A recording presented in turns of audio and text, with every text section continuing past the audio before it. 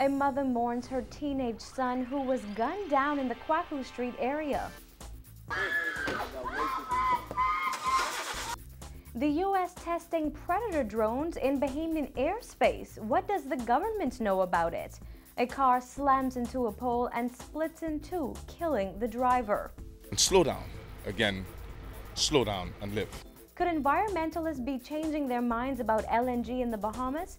Plus, professional dancers share their talents with young Bahamian dancers. So one of the most important aspects of our trip to the Bahamas this week were the educational workshops and seminars that we did with the local Bahamian dance community. I'm Nakia DeVoe, and this is NB12 Weekend.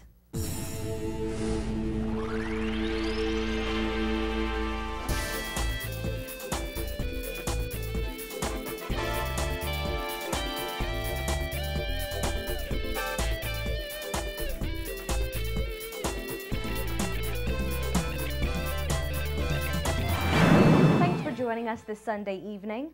Though there were several shootings and stabbings in recent weeks, one of the longest periods of the year during which no one lost their life to violence was ended last night when the murder count climbed once again. Juan McCartney was on the scene of yet another killing in the capital and has details.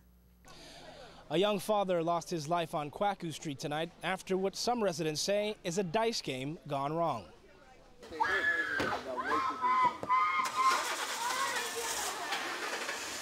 Those were the screams of Barbara Kelly, the heartbroken mother of 17-year-old Joshua Roll, after morticians carted his body away from Kwaku Street, where he died last night. Roll was shot multiple times in the area around 8 o'clock. Police couldn't confirm it, but his sister told us off camera that he was gambling in a dice game when someone shot him. It's unclear exactly where the game supposedly took place or how Roll ended up behind the house where he died. His relatives said he lived through Lily of the Valley Corner and was not a violent person. He was reportedly reformed after having a few problems in his earlier years. They also said his birthday was coming up this week and he had a young son. Pastor Carlos Reed from the Hope Center was also on scene last night. He spoke to Roll's mother and stepfather about their loss.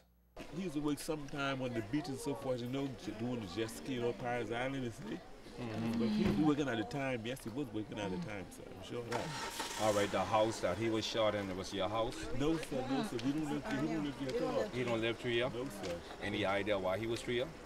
Well, his family stayed, his father, his real biological father stayed through here, you know, and his aunt and so forth. That's why he come to see them often on very Peter. You see, that's all, you know. So how did you get the news that he was killed? Well, someone called me, you see. My daughter called you see. And then I better pick up, see, for work, she works to Henry's, you see. That's how we get the news, you see. Crowds gathered at the murder scene not too far away from Kwaku Street Police Station. Some of the people who were watching said they don't feel safe and police aren't as visible as they would like. Inspector, there's a police station just a few hundred yards up the street. Police are supposed to be doing saturation patrols. How present are the police in this area? Well, police are always in the area. Again, like I always say to people, you have the criminals who also watch police, and so when police move out, you have the criminals who want to move in. And so that's why it's so important for neighbors especially to bind together, and when you see something happening in your community, to give your police officers a call. Meantime, police are once again asking members of the public for help. Anyone with information is asked to call CDU or their nearest police station. Roll's sister said many people were either involved in or watching that dice game she said led to his death, and somebody can name the killer. This murder marks the 67th for the year, as the record pace of killings continues. Reporting for NB12, I'm Juan McCartney. Well, police were combing through mangled metal and broken glass early this morning, looking for clues into exactly what might have caused a deadly car accident on Sir Milo Butler Highway that killed a young man. Shortly before 6 a.m. here on Sunday morning, an injury accident occurred at the Sir Milo Butler Highway north of Fire Trail Road, in which a 2004 Honda vehicle with a lone occupant that was traveling north along this strip lost control and collided with a BEC utility pole on the western side of the thoroughfare. The car slammed into the pole with such force that it was split in two. The rear of the vehicle was left along the side of the road, and the front of the car was thrown deep into the bushes, with the driver still strapped in behind the wheel. According to officer in charge of the traffic division, Superintendent Ken Strawn, the young man was still clinging to life when Royal Bahamas Defense Force officers responded. Who ably removed him from the vehicle and attempted to support him with life-saving exercises. Unfortunately, that victim did not make it. A young male from the Grove area, I'm told. Several of the onlookers who gathered to watch as the man's body was removed from the scene told us that he appeared to be in his teens. Superintendent Strawn said that based on the extensive damage to the vehicle, officers believe speed played a factor in the accident. The man's death marks the 21st traffic fatality for the year, the 16th on New Providence. Just 3 weeks ago, 2 young men were killed in an accident traveling in the same direction on the very same highway after the SUV they were in slammed into a tree. The number of fatalities so far this year prompted the head of the traffic division to send this message to the motoring public. Those of you who are driving or allowing persons to drive your vehicle, to ensure, one, of their competency, two, to ensure that they understand that speed kills. Again, that they understand that speed kills. We're asking you to slow down. We have intensified our speed checks on the streets of New Providence, trying to encourage motorists not to exceed the speed limits while they're driving on the streets.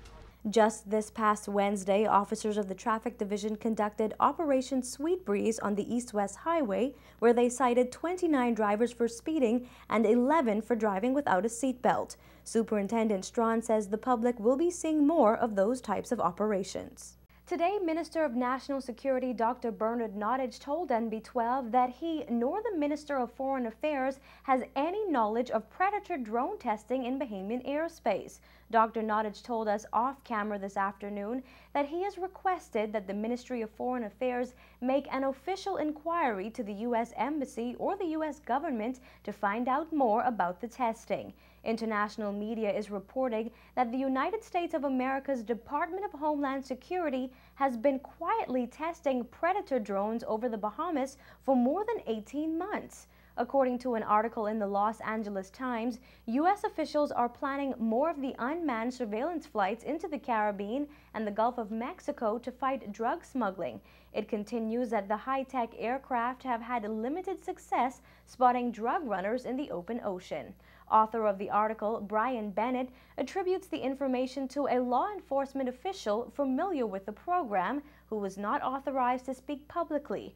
The source is quoted saying that the test flights showed disappointing results in the Bahamas and that during more than 1,260 hours in the air off the southeastern coast of Florida, a drone named Guardian assisted in only a handful of large-scale busts. The most recent reportedly occurred on December 22nd when Guardian trained its infrared eye on a sailboat heading toward the south shoreline of New Providence.